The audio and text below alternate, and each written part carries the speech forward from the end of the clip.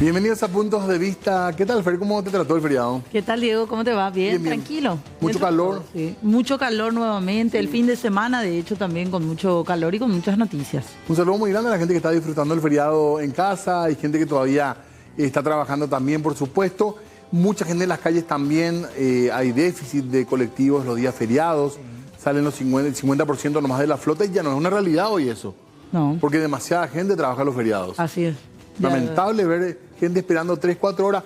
Está bien, el feriado te deberían pagar doble, pero si tenés que gastar 40.000 guaraníes en plataforma, Claro. ya no se justifica, ¿verdad? No, ya terminás usando todo lo que ganaste en ese día feriado solamente en tu transporte ya. Claro que los feriados siempre, por supuesto, da por ahí gusto quedarse en la casa también. Pero bueno, hoy vamos a hablar de un tema que es muy actual, que siempre es actual realmente, pero que tuvo un momento de mucha indignación. Recién recordaba, Fer, cuando contábamos la situación que se estaba dando en zona del Guairá, porque hemos visto muchas veces el déficit en salud. Lo que nunca hemos visto es que se haya armado un show mediático en base a un servicio tan necesario como la terapia para niños. Claro, que se inauguren lugares de forma súper pomposa, con actos, con grandes discursos, pero que al fin y al cabo, tan solo días después de haber hecho ese tipo de actos, uno vaya y vea que la realidad no era tal cual se pintaba cuando había una autoridad en la zona. Y eso es lo que más duele, porque lastimosamente no es la primera vez, pero sí tenemos que decir que en esta ocasión eso pudo haber cambiado. El hecho de que funcione la terapia neonatal en el hospital en Villarrica pudo haber cambiado nada más y nada menos que el destino de una vida. O sea, se pudo haber salvado una vida que esperó primero más de 10 horas por una terapia y que recién después de todas esas horas de estar aguardando para saber en dónde iban a llevar a este bebé recién nacido, a Osman Eliel, el chiquito de Villarrica, después lo hayan derivado aquí a Asunción. Y la madre decía algo, Diego, que me parece fundamental.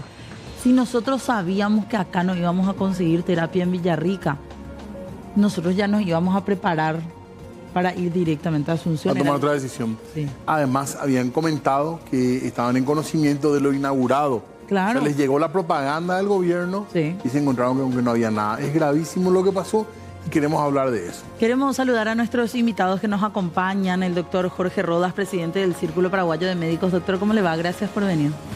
Muchas gracias por la invitación y un gusto compartir esta mesa. Un gusto estar con el senador Iramay. Muchísimas gracias y también nos acompaña el doctor Ignacio Iramay, senador. ¿Cómo le va? Buenas noches a toda la audiencia, a ustedes, también al colega, doctor Rodas. Y bueno, estamos aquí para conversar y analizar un poco este tema penoso. Y también mi solidaridad con la familia mallorquín por este trágico suceso. A este nivel, ¿verdad? De que se muestra una inauguración de una terapia y que en realidad esté vacía la sala. Bueno, como hoy explicaba el nuevo director, que me llamó mucho la atención, decían que estas cosas son frecuentes que pasen y no debe ser frecuente.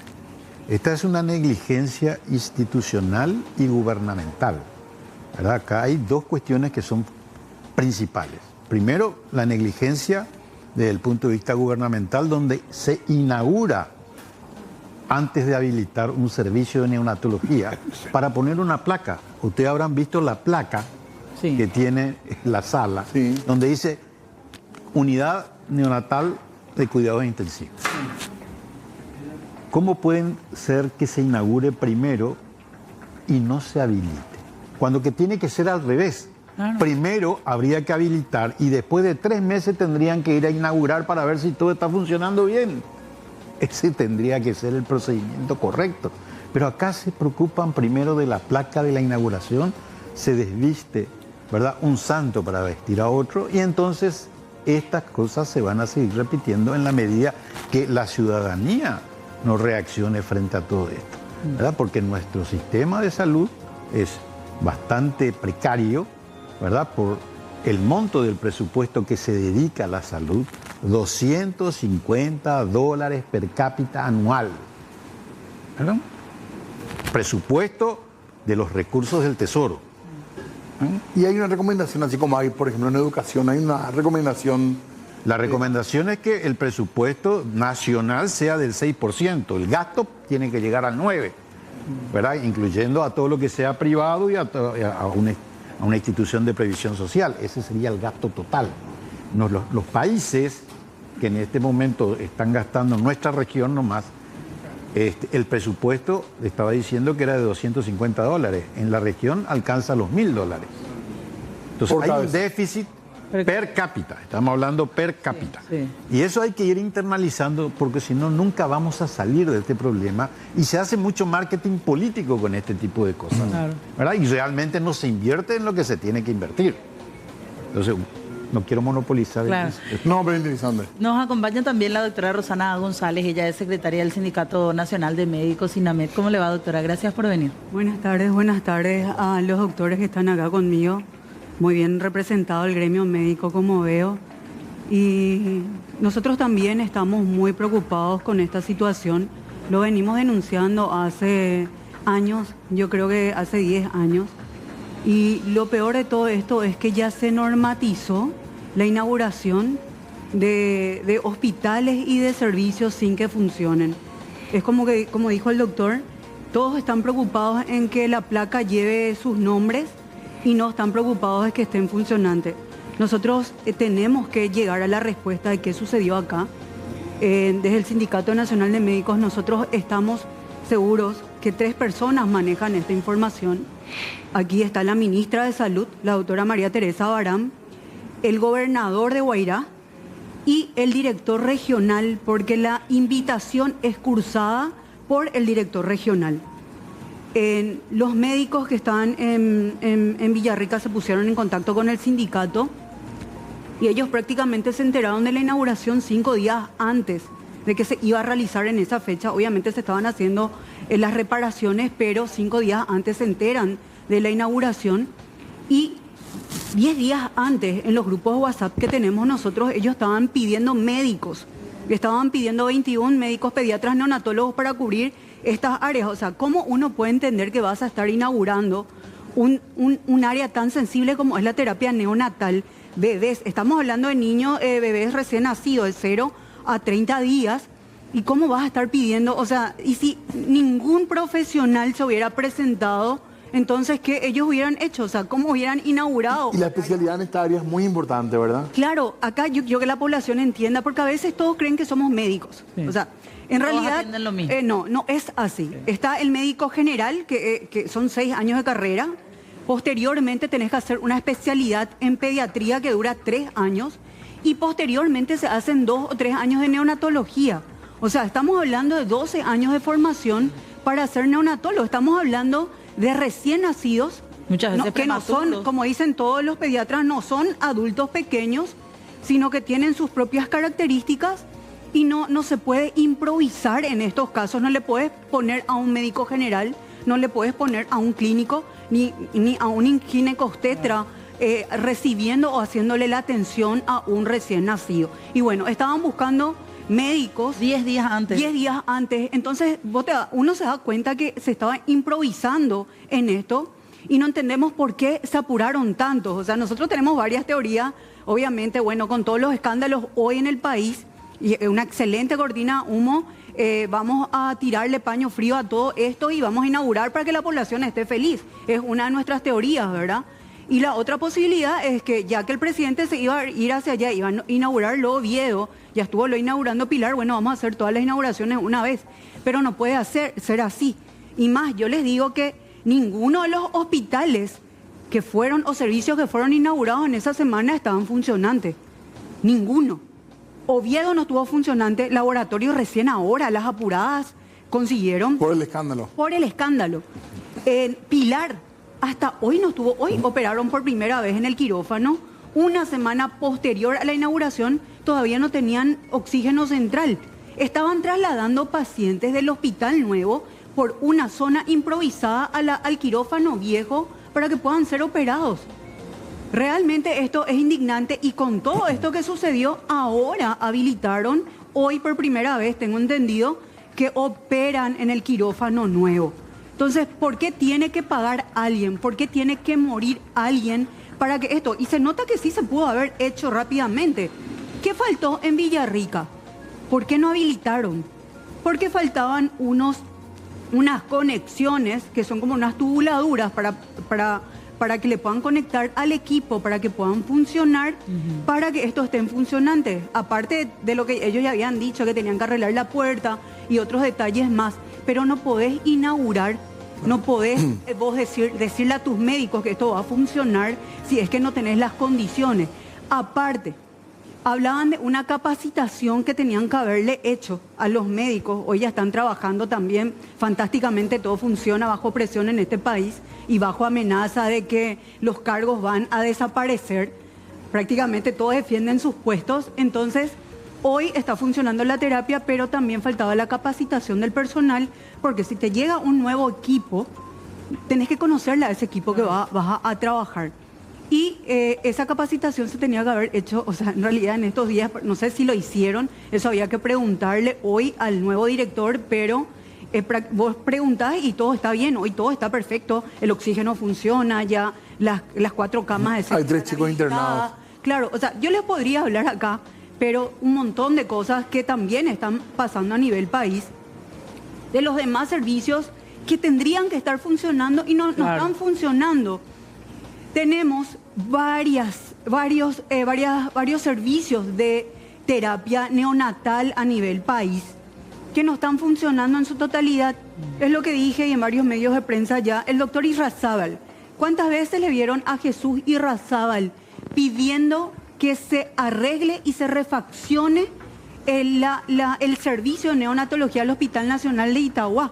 Uno de los hospitales de referencia, y no lo tienen. O sea, ellos podrían brindar mayor atención, podrían tener mayor capacidad de poder aceptar pacientes recién nacidos, pero no lo están pudiendo porque no le refaccionan, no le dan los equipos necesarios como para que ellos puedan dar respuesta. Ahora, lo mismo pasa. Cada cupé tiene 6 camas, 2 nomás funcionan. Barrio Obrero también tiene X cantidad de camas, creo que funciona solamente en un porcentaje. Y es como que en todos los lugares donde vos ya tenés profesionales formados, neonatólogos, no tenés el equipo, claro. No tenés la infraestructura para poder trabajar. O viceversa. Claro, entonces, ¿qué es lo que tiene que hacer este gobierno? Vamos a parar la pelota, paremos la pelota y vamos a decir cómo podemos salvar la mayor cantidad de vidas posible. ¿Cómo? ¿Cuál puede ser la estrategia? ¿Tenemos que arreglar lo que ya tenemos? ¿Posteriormente vamos a construir? Claro, quería nomás también puntualizar, porque viendo, y hubo un montón de reacciones, tanto del sindicato, del círculo también, doctor, pidiendo por sobre todo, y aquí particularmente creo que lo que falta además de eso, que decía aquí la doctora Rosana, es también esa falta de empatía o de trabajo humano que pareciera ser esta administración del Ministerio de Salud. Se alejó completamente de esa humanidad que uno puede llegar a tener hacia familias enteras, como es el caso de esta pareja. Decía nuestro escritor, el infortunio se enamoró del Paraguay. Y yo creo que podemos achicar inclusive, pareciera ser de que el infortunio se enamoró del área de salud de nuestro país. Porque lastimosamente vemos en el contexto lo único que goza de buena salud al interior inclusive del órgano rector de salud es la corrupción. La única, el único tema de lo que podemos nosotros hoy aseverar de que goza de buena salud es la corrupción al interior del Ministerio de Salud. Entonces, ¿y esto de dónde viene este sistema? Y me apuro en aclarar, este es un sistema perverso instalado al interior del órgano rector de salud, ahí sobre Brasil y Silvio Pettirossi. ¿Y este de dónde viene? ¿Es de esta administración solamente? No. Este viene pasando de gobierno a gobierno, este sistema instalado allí que no tiene color. Este no es colorado, no es liberal, este tiene color verde. El color verde del dólar. Es decir, que absolutamente no le importa la calidad del servicio de salud que tiene como misión esta institución, no, le importa la renta. Y es más, por este caso puntual que estamos analizando en este momento, ¿no se imaginan ustedes cuando uno conversa en privado con un funcionario de SEME? en ese lugar no había ambulancia para transportar a este bebé. En el hospital de Villarrica. El doctor tuvo que cambiar la rueda, el director. Sí. Se tuvo que traer de la gobernación, y ahí me va a corregir, en este caso, el doctor Iramay, el senador Iramay, en qué condiciones se tenía que trasladar, porque supuestamente en este, vamos a decir, en este lugar se acababa de inaugurar una terapia de neonatología. Sí. Y entonces se supone de que no estaba funcionando porque algunos equipos faltaban instalar, pero se supone de que se va a tener los recursos, los insumos para trasladar intubada a la paciente con ese diagnóstico que de ninguna manera cualquier médico generalista va a admitir trasladar en las condiciones, y va a explicar la terminología con la que fue trasladado, en una ambulancia, no una ambulancia de transporte de paciente crítico normal, porque según versiones que tenemos, no tenemos evidencia, estaban todos concentrados por una orden superior en un rally hacia el sur. Ese mismo día, de modo que no podían venir, llamar, porque Villarrica puede llamar para el transporte seguro de un bebé, pero donde yo quiero que la auditoría, quien haga, de lo que no tengo absolutamente ninguna confianza, quienes están llevando la auditoría en este momento, va a salir todo sobre rieles. El resultado, ya sabemos eso. Entonces, ¿por qué, la pregunta del millón, por qué no se le trasladó a este paciente, a este bebé, por lo menos intubado, teniendo ese diagnóstico, asumiendo de que ya estaban los terapistas, me supongo, en ese momento trabajando en la instalación de los... O sea, tenía que ser una ambulancia especial con médicos... El doctor Iramay lo va a contestar. Sí, a ver, por eso hablaba yo de primero una negligencia gubernamental, sí, y también una negligencia institucional, porque ¿qué pasó acá? La madre había dicho que ya se le había muerto. Sí. Ella preguntó si estaban dadas las condiciones como para que su hijo recibiera atención en caso de urgencia, de necesidad, de algún problema que pudiera tener el niño. Entonces, le dijeron que sí, que estaban todos los servicios. Mintieron. No existían los servicios. Entonces, por lo menos, tenían que tener una ambulancia para traslado de paciente crítico. No es lo mismo una ambulancia normal. Hay varios tipos de ambulancias. Pero la ambulancia para trasladar a un paciente crítico tiene sus características. Tiene que tener un médico en condiciones de intubar, o de saber llevar un paciente intubado y de hacer todas las medicaciones de reanimación que requiere, porque se le puede morir en la ambulancia. El cuadro es muy delicado, el cuadro que tenía diagnosticado. Bueno, yo no sé muy bien porque no tengo los datos, no puedo juzgar eso, pero una hipertensión pulmonar es cuando un chico no está recibiendo una buena oxigenación porque tiene o las arterias pequeñas o por su prematurez. Hay leve, moderado, severo, ¿verdad? Yo no sé cuál era la intensidad, pero evidentemente acá era importante el problema, por eso que además de no recibir la atención adecuada y la oxigenación adecuada, ¿verdad? Porque tenía que estar intubado ese paciente, por la evolución que tuvo, entonces evidentemente era un cuadro importante, severo, para el cual se tenía que haberse preparado, ¿verdad? Ese niño tenía que haber nacido y ya haber pasado una sala de observación de terapia intensiva para que en cualquier momento sea intubado y que sea respirado. Y en ese sentido, ¿cuánto tiempo se puede aguardar a que un paciente recién nacido pueda conseguir una cama de terapia? Bueno, no. La cama de terapia tiene que estar ahí. Claro, pero nos decían, esperaron horas esta familia. Bueno, pero esperaron horas por la improvisación. Eso es un problema de gestión. Por eso ¿Pero qué se hace mientras? Y mientras tanto se le intuba, se pone un ambú, el respirador, se le pone el oxígeno y eso se hace casi siempre, en la época, en los lugares donde no hay posibilidad de tener terapia intensiva. Claro. Esa es la reanimación rápida, urgente, que tiene que estar preparado el médico para hacerlo. Pero se hace con los médicos de manera manual. se hace con un médico de manera manual. Ahora, el médico tiene que estar entrenado también para eso. Claro. Tiene que saber intubar, tiene que saber poner la ombú, tiene que saber poner la medicación. El equipo, el personal de enfermería es fundamental, bueno, porque realmente colabora, ayuda, como para poder sacar rápidamente al paciente, porque eso requiere agilidad, entrenamiento, capacitación. No es cuestión de que cualquiera nomás venga y haga las cosas. Claro. Entonces tiene todo su protocolo de cómo uno tiene que actuar frente a ese tipo de situaciones. Ahí yo quiero hablar de la responsabilidad, que siempre van a buscar culpables. Estamos viendo que la cuerda se está soltando en el lado más débil, están rodando cabezas. Sí. Y probablemente quieran inculparle a los que hicieron su trabajo, pero aquellas personas, aquellos médicos que están en estas instituciones, y yo me hago cargo como sindicato, nosotros venimos denunciando esta situación hace mucho tiempo. Nosotros estamos diciendo que los hospitales no están en una condición como para poder trabajar. El Círculo Paraguayo de Médicos también lo viene haciendo hace un tiempo. ¿Y qué hacemos? ¿Cerramos las instituciones? No podemos cerrar porque va a ser peor. Entonces, esto no es, y dijimos ya, no es una situación aislada. Hoy pueden estar preguntando cuántos niños están en espera de una terapia neonatal, porque creen que se va a resolver el problema con 4 camas más.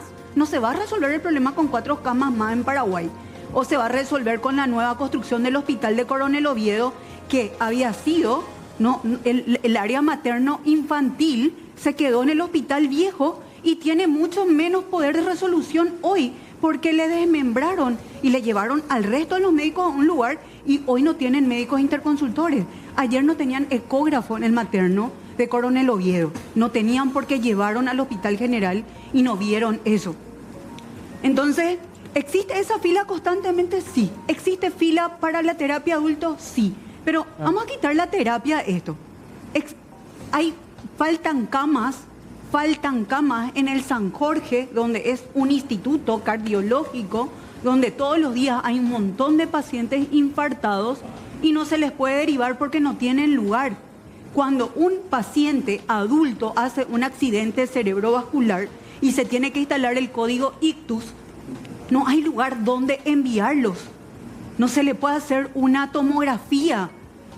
Estamos perdiendo tiempo y esto significa para el país sufrimiento, un problema social porque se quedan niños sin padres, adolescentes sin padres y vamos tirándole a la pobreza cada vez más y también a los problemas sociales. Claro. También el gobierno va a seguir gastando mucho más plata porque el gobierno va a tener que hacerse cargo de esas personas que ya no van a poder trabajar y no van a poder mantener a sus familias. O sea, el gobierno no se da cuenta hasta ahora que invertir en salud es realmente invertir en un futuro y no es un gasto. Jamás va a ser un gasto. Se están dando balazos en el pie. Y todo el tiempo. Y lo que estamos diciendo nosotros es, tendría que haber habido una ambulancia. Sí, pero pregunten hoy, hace poco tuvimos el problema con Barrio Obrero y era el mismo problema. Bueno, Alto Paraná también se puede. San Pedro también. Alto Paraná. 1.200.000 habitantes. Sí. Tiene un hospital que fue construido hace 80 años atrás y no tiene la capacidad para esa cantidad de gente. El otro día mi tía, la hermana de mi mamá, estuvo internada por una celulitis en la pierna en una silla. Pero no es culpa del director.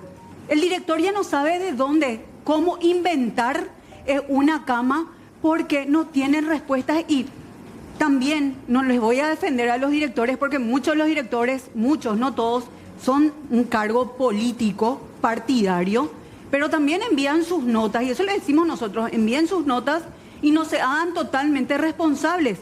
Tampoco, y hoy le digo a los colegas, no se hagan responsables de las irresponsabilidades del Ministerio de Salud. Hoy están aprendiendo esto. El otro día el director general Aquino también aprendió esto con un sumario y probablemente con una demanda donde a él no le dieron dinero para cobertura de vacaciones ni para cobertura, y no existe una cobertura para los médicos que están enfermos. O sea, y por eso se quedó sin doctores. Claro, se quedó esa noche, ese día sin médico. Y entonces, ¿qué se puede hacer? Y al final van a ser imputados todos los directores de todos los hospitales y ahora el que es más o menos cuerdo entre nosotros no va a querer aceptar un puesto así. O sea, yo digo luego, oye, doctor, ¿quién va a aceptar el puesto de viceministro? Perdón, ustedes piden la salida de la ministra, ¿verdad? Esa es una postura ya asumida. Sí, señor. Y estamos pidiendo a ella porque es una prerrogativa del presidente de la República elegir para sus ministros, para sus ministras. ¿Por qué, doctor? Por el nivel de escándalo que nosotros como colega, estamos solicitando a la señora ministra como ciudadana, como colega, como médica y como madre, por todo esto que había ocurrido, ya demostrado fehacientemente que no tienen las competencias para responsabilizarse de esta tarea. Eso está demostrado y entonces debe hacer como última vez un gesto patriótico, ella renunciando al cargo antes de que se agrave la crisis del sistema de salud. Hay una crisis, eso hay que admitir. Claro. Entonces, esa es la situación, pero a lo que yo quiero, a lo que se dijo acá, yo quiero agregar de que los médicos siempre buscamos la causa. Estos son síntomas, vamos a decir, de algo grave, todo esto que estamos percibiendo. ¿Cuál es la causa? Estábamos hablando de ambulancia. Hoy, antes de venir al programa, estaba hablando con un funcionario y me estaba comentando de que tienen 7 ambulancias. 7 ambulancias. Deben tener 30 y la mayoría de ellos... En el SEME. En el SEME. Para empezar. Y ni hablar, porque va a insumir varios programas de los que llegan allí y por el mecanismo que ingresan al lugar y lógicamente qué se puede esperar si es que se incorpora como una especie de favor político, no sé qué cosa exactamente se llama todo esto. Lo cierto es de que es un aguantadero de gente que no tiene salario. Es decir, el amigo que no tiene un salario, se le busca un lugar, se le envía al SEME o se le comisiona al SEME. Y evidentemente que no tienen ninguna capacidad de respuesta para las necesidades actuales. Totalmente. Y es decir, hay corrupción también al interior del SEME, hay corrupción al interior de FONARES, un organismo de maletín. Alguna vez creo que ya le había explicado lo que es organismo maletín. Hay corrupción en FONARES, hay corrupción en SEME, hay corrupción en el otro sector del Ministerio de Salud. Por eso yo hablo y quiero una vez más aclarar de que esta no es una cuestión personal con la ministra. Claro. Y aclaro perfectamente que como persona la señora ministra es muy gente, ella es una persona mesurada, educada, tiene un trato afable siempre, pero no tiene ni un solo resultado en su gestión que mostrar. El país le pide en este momento que sea aparte del cargo porque está agravando esta crisis que puede llegar a un colapso total. ¿Y quiénes van a ser los perjudicados finalmente? La gente más vulnerable, la gente de mi valle, esos que no tienen recursos, no como ustedes chuchones que tienen 2, 3, 4 seguros acá en la capital y no hay ningún problema. Les digo esto y va a continuar. Sí, totalmente. Pero acá también... Sí. Queremos hacer una breve pausa nada más, ¿sí? Y a la vuelta seguimos hablando un poquito más acerca de esta situación. Claro, si realmente, a ver si acompaña también la mirada del video de renuncia a la ministra, porque es uno de los temas que está en la agenda. En un ratito. Sí, señor, ya volvemos. Muy bien, a partir de un hecho doloroso estamos hablando del sistema de salud en general y sobre todo esto, ¿verdad? Esta inauguración que tanto duele hoy en día cuando se presentaba una terapia, una unidad de terapia intensiva, cuando en realidad no estaba nada listo para funcionar. Así es, y esto lastimosamente después derivó en que un niño necesitara terapia, un bebé recién nacido de manera prematura y lastimosamente haya fallecido el fin de semana ya siendo atendido aquí en Asunción, en el Hospital Materno Infantil de Trinidad.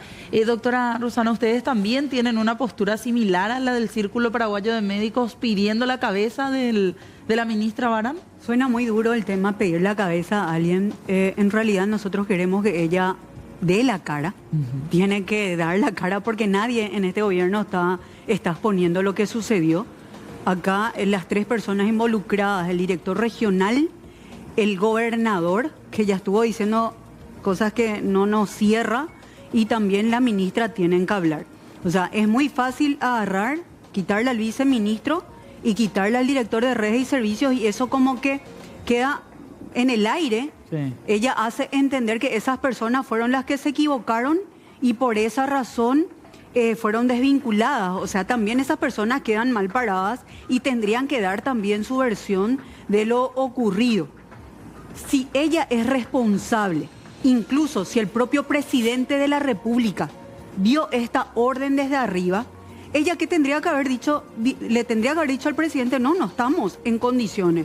Y si el presidente Santiago Peña le hubiera dicho, igual queremos inaugurar porque ya tenemos que inaugurar, entonces ella, si fuera realmente una persona honorable, tendría que decir, no lo voy a hacer y renuncio. Renuncio porque en esas condiciones no se pueden hacer.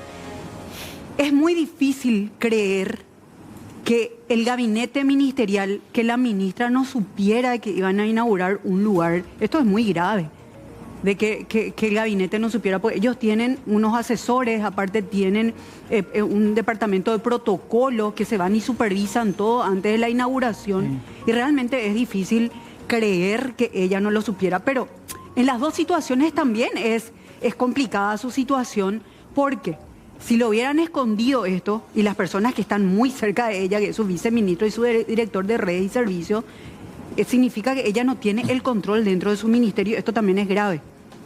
Pero si ella sí sabía esta situación, ella tiene que renunciar. Realmente no existen otros ministros. Si se quiso para el show nomás. Para el show nomás. Pero también, como dije, esto es una práctica habitual. Y esta práctica no puede continuar en ninguna parte del país. Y esto tiene que servir de lección para que nadie nunca más inaugure absolutamente nada sin que esté en funcionamiento. Y peor, si lo van a desmantelar, no puede volver a ocurrir esto.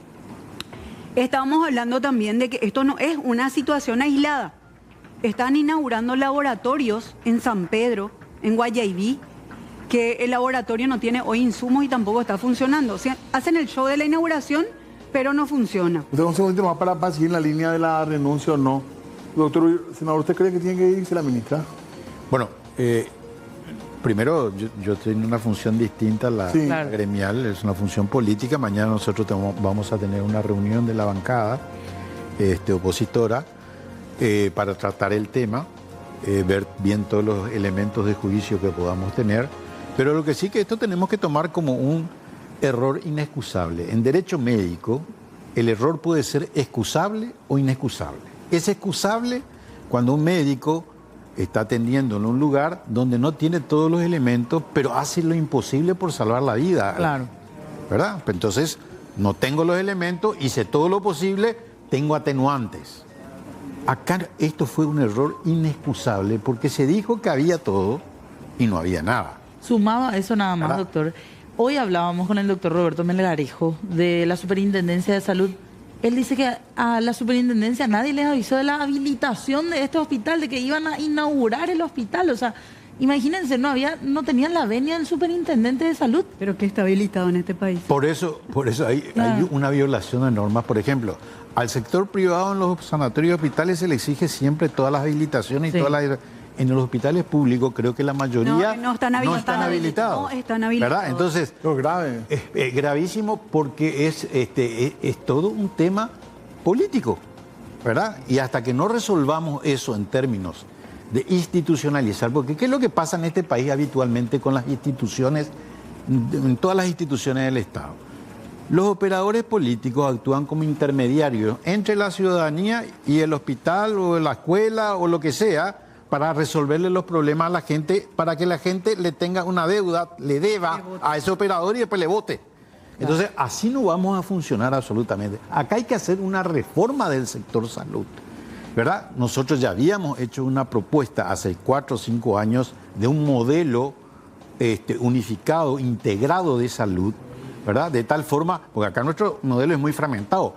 Este tipo de cosas van a seguir sucediendo en la medida que nosotros no tengamos una fuente de financiación única, universalización en la atención, es decir, cobertura total, El gasto en salud representa en el gasto de bolsillo el 40%. Es decir, este paciente que entra en terapia, a los 2 días se le acaban los insumos y tiene que empezar a pagar el paciente. Vende su auto, vende su casa, vende todo. Entonces, no tenemos un sistema realmente que cubra al paciente. Entonces, hay que pensar en esos términos. Hay propuestas al respecto, pero no la quieren estudiar porque políticamente no les sirve, no les conviene. Ellos necesitan al operador político porque este es un estado prebendario. Eso es lo grave, ¿verdad? Y si no entendemos esa causa, no entendemos nada. Vamos a seguir repitiendo los mismos errores que tenemos hasta ahora. Estamos de acuerdo con lo que dice el doctor, porque es lo que venimos denunciando hace muchísimo tiempo. Y hoy hay una pelea entre nuestros congresistas, muchos de ellos, que se están apurando y peleando para ver quién inaugura su hospital en su departamento. Por favor, es lo que dije, paremos la pelota y veamos cuál es lo que es la necesidad real de este país. No podemos estar construyendo un hospital en el Chaco, sí hace falta, hay que refaccionar, hay que mejorar las condiciones, pero no podemos construir un gran hospital mientras que Alto Paraná no tiene un gran hospital.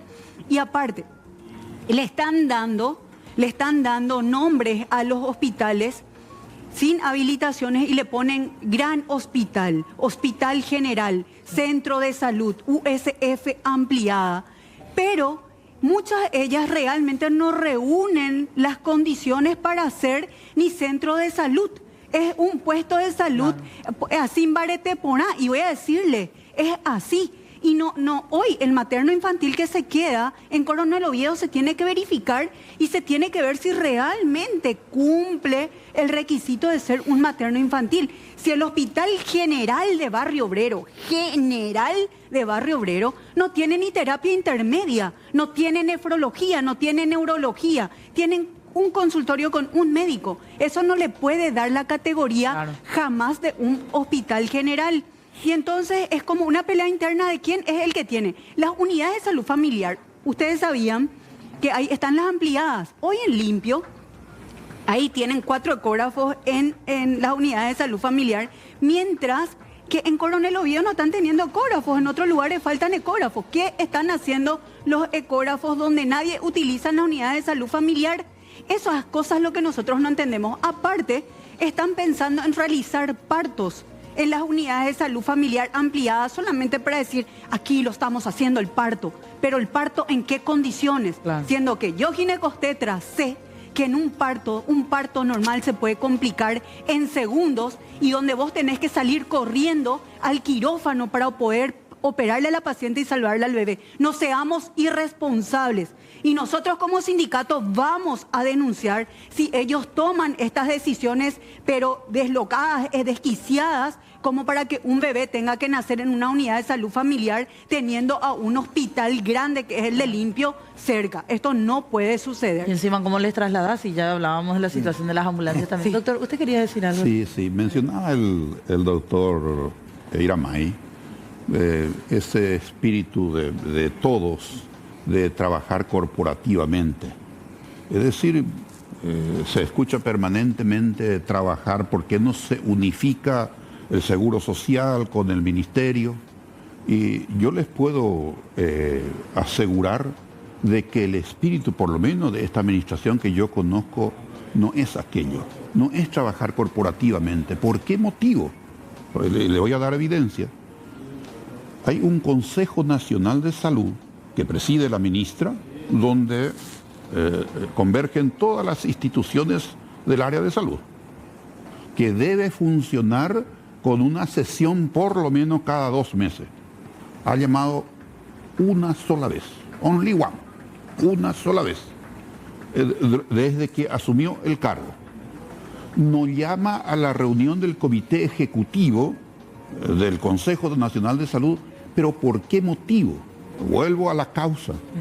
Porque nosotros nos vamos, nosotros somos miembros por ley, no es porque nos quieran tanto por allí, nos vamos y pispamos estos secretos maritales, entre comillas, estos secretos maritales que tienen al interior de la institución. ¿Qué complicación tuvieron con nuestra presencia en Fonares?